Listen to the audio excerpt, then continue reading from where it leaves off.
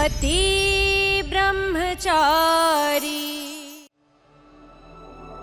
अरे आ जाओ बच्चों, आ जाओ।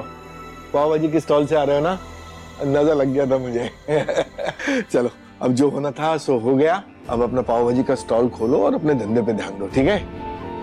दीदी, मैंने क्या कहा था तुझसे कि इन दोनों को रात भर नींद नहीं आई होगी, इसलिए सवेरे तड़के तड़के निकल लिए अपने स्टॉल की रीओपनिंग की प्लानिंग करने। आज तेरा स्टॉल फिर से खुलेगा सूरज। उस दिन बिंदिया की नौटंकी की वजह से रीओपनिंग अटक गई थी।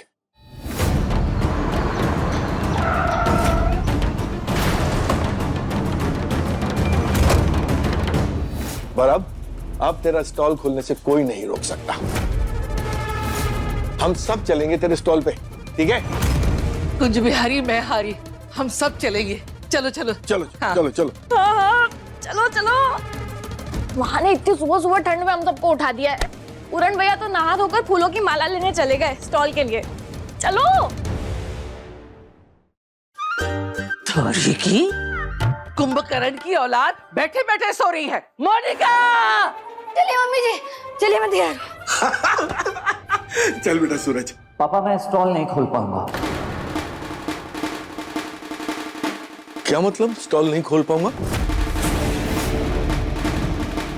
हैं? बोलो, अब सब तो ठीक हो गया भाई, अब क्या दिक्कत है? अरे हाँ, सॉरी। अब वो सारी तैयारियां फिर से करनी पड़ेंगी, ऑर्डर्स देने पड़ेंगे फिर से। ठीक है, कोई बात नहीं।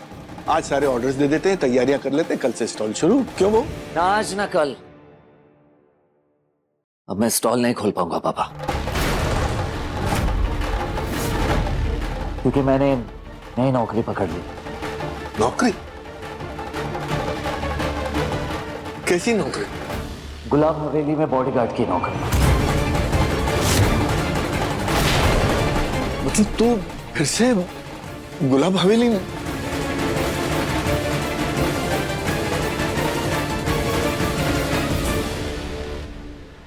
क्यों? ईशा जी, आपसे बस एक विनती है, पापा या घर में किसी को भी इस बात की भनक नहीं लगने देना कि मैंने ये बॉडीगार्ड की नौकरी पापा का अनशन तोड़वाने के लिए स्वीकार की है, वरना घर वालों के साथ साथ पापा को भी बहुत ठेस पहुंचेगी। हाँ सूरज, ठेस तो पहुंचेगी, क्योंकि सबका सपना, सारी उम्मीदें, सबको तुमने किनारे रख के जल्दबाजी में जो फैसला ले लिया, इस स्टॉल को दोबारा चलाने के लिए पूरे परिवार ने एड़ी चोटी का जोर लगाया, और अब ये स्टॉल नहीं खुलेगी।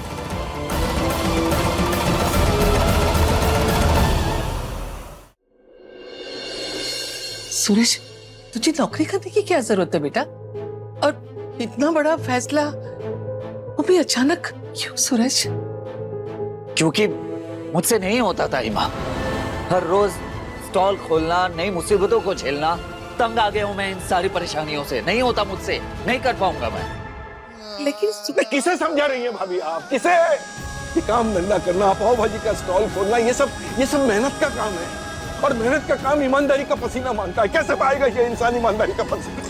अरे जिसने कभी लड़ने की हिम्मत ही ना दिखाई हो, हमेशा घुटने टेके हो, हारना जिसकी आदत हो, जूझना जीतना नहीं, वो क्या करेगा ये सब? शांत, गुस्सा मत करिए।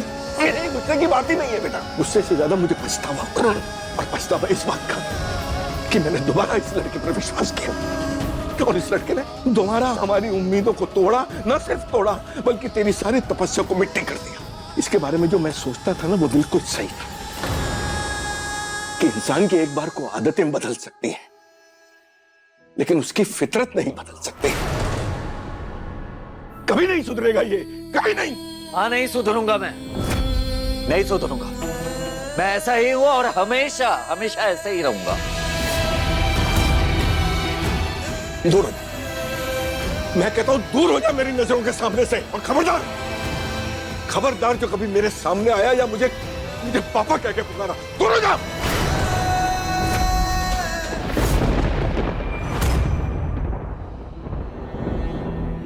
कुंज बिहारी, मैं हारी। तिमर जी, ये क्या कह रहे हैं आप? अब जानते हैं पिछले दिनों सूरज के साथ जो कुछ हुआ, उसके बाद उसे थोड़ा तो समय दीजिए ना। इसे जो करना है करे। मुझे अब इससे कोई लेना देना नहीं है।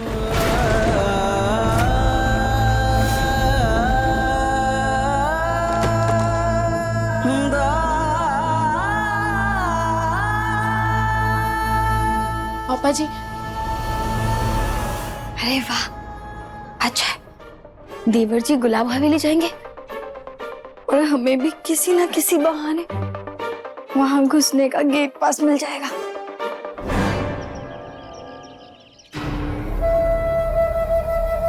हम दोनों बचपन के साथी हैं सूरज। हर दुख में हर सुख में हम एक दूसरे के साथ हैं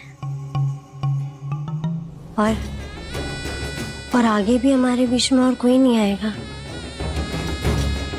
सूरज, अब तो बस जल्दी से आ जा।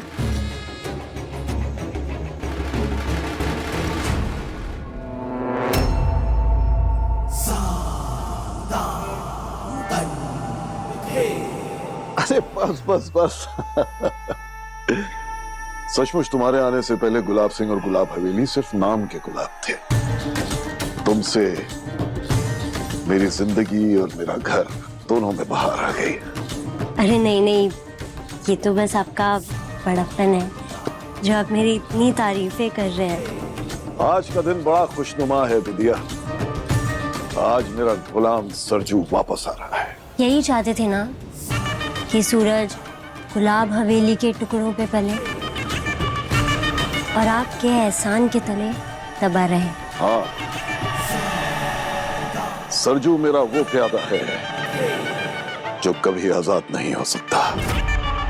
उसे वापस लाने के लिए तुम्हारा मोहल्ले को खाली कराने का आइडिया भी कमाल का निकला विद्या। उसके बाप को मोहरा बना के तुमने मौके पे चौका मारा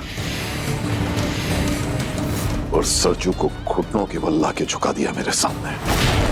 विद्या, इस खेल में सरजू मेरा बिछाया हुआ एक मोहरा है जिसकी किस्मत में मैंने गुलामी लिखी है।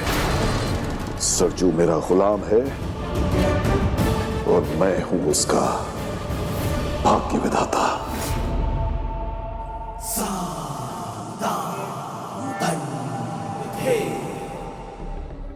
नहीं गुलाब जी, मैंने सूरज को आपकी खुशी के लिए आने पर मजबूर थोड़ी किया है, बल्कि मैंने तो अपनी चाहत को पूरा करने के लिए मजबूर किया है।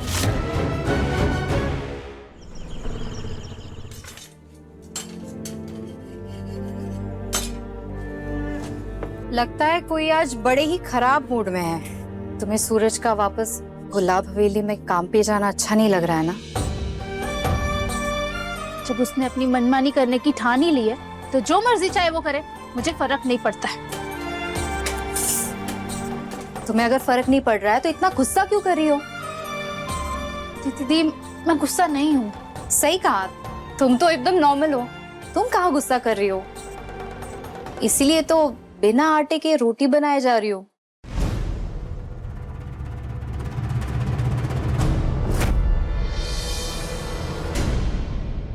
सूरज, रुक इधर। क्या बताएगा? क्या बिना टिफिन लिए चल दिया? टिफिन कहाँ है तेरा? मैं बाहर ही कुछ खा लूंगा था माँ। अरे ऐसे कैसे बाहर खा लेगा? ये घर में खाना नहीं बनता क्या? महारानी, इसका टिफिन बना कि नहीं बना? नहीं, नहीं बना। मम्मी जी, आप ना बिल्कुल चिंता मत कीजिए। अब मैं गुलाब हवेली टिफिन लेके चली जाऊंगी। इसी बहाने थोड़ा चलना फिरना भी हो जाएगा। टिफिन देने के बहाने में मौका देख के खुशबू जी से मिलाऊंगी। आजकल बड़ी गुलाब हवेली की हवा लग गई है। क्या करने जाएगी तू वहाँ? नहीं मम्मी जी, सॉरी, मेरे को नहीं जाना गुलाब हवेली। ताईमा रहने दीजिए, नहीं चाहिए मुझे कोई टिफिन। अरे खाना बन गया है, पैक ही कर रही हूँ, 2 मिनट। खाना लेके जाना, समझा? जल्दी है, बिना खाना लिए।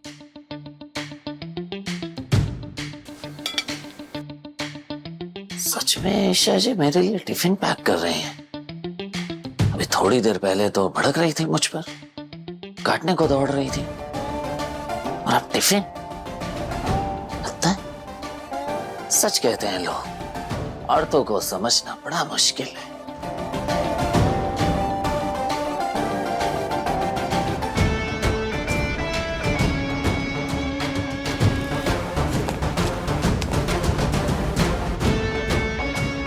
बड़ा शौक है ना तुम्हें बिंदिया का बॉडीगार्ड बनने का। अब खाओ मिर्ची वाला खाना। मैं भी देखती हूँ कितने बहादुर बॉडीगार्ड हो तुम।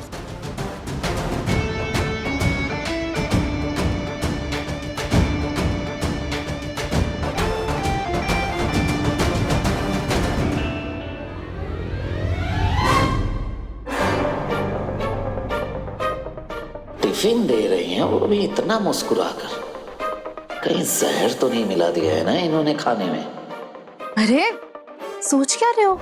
लो, खाने में जहर नहीं मिला है।